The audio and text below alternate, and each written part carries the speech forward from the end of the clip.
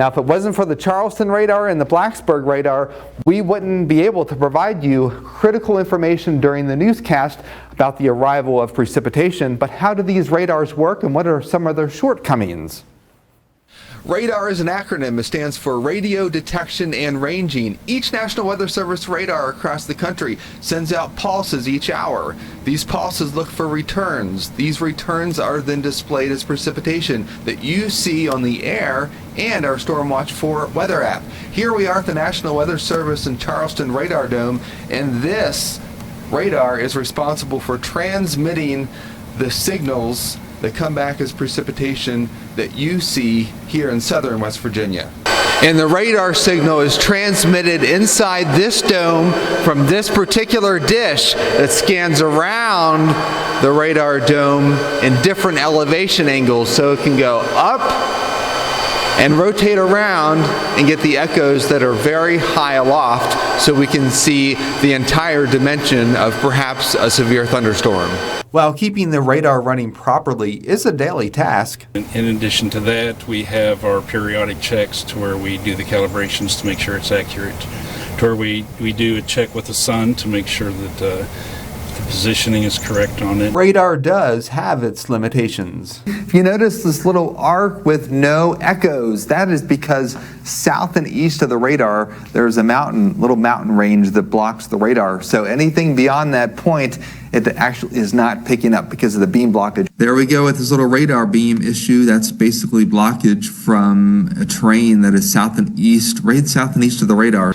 That ridge off towards the south and east. So when the radar sends out a signal, it hits that ridge and bounces back. It doesn't see any additional echoes off towards the south and east, and that would include a part of our region.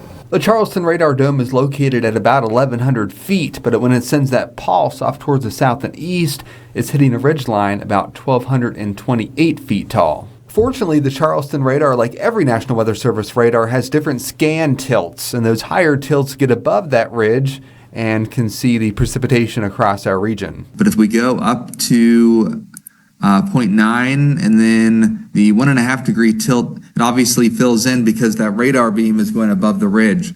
Fortunately, in more recent times, NOAA has developed a series of dual-pole radar products that help us scan the skies above and get a better depiction of what's going on despite some of the radar limitations. On the correlation coefficient, showing up a couple of flurries, this radar product does that pretty well. Ultimately, the best way to survey the atmosphere is through the use of supplemental radars. And one company that installs these radars to ensure coverage is adequate across the country is Climavision. How has your company's vision to implement supplemental radars where there are gaps in coverage across the U.S. been supported by meteorologists and the community itself? We've seen a lot of enthusiasm, Chad. This is a long-standing problem, as you know, not only in your area there near Charleston, but across the country. There are several gaps, and they're all not created equal. You've got some real issues with distance between existing NEXRAD radars out in the western part of the country, really, that exacerbates the problem where you have beam heights in excess of 10,000 feet in many areas. So we're missing a lot of low-level information that it's critical, both to real-time monitoring during breaking weather, but also in the downstream ability to assimilate new observations at these low levels into models that can help us better predict what will happen. Yeah, and I'll share my screen here, and you can probably see the radar issue that we're talking about here in southwestern parts of Virginia. This particular spot would be ideal to implement a new radar that would help fill this void between the Charleston radar, Blacksburg, and of course the Jackson, Kentucky radar. So this spot right here, you believe would be a great asset to our community to help fill in some of those radar echoes? No question. And as you can see there, we're planning to deploy in this area as well.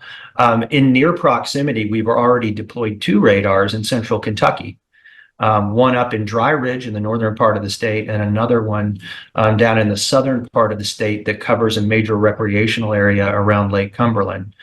So again, similar problems that we're solving in that part of the state and nearby to your particular issue here in West Virginia.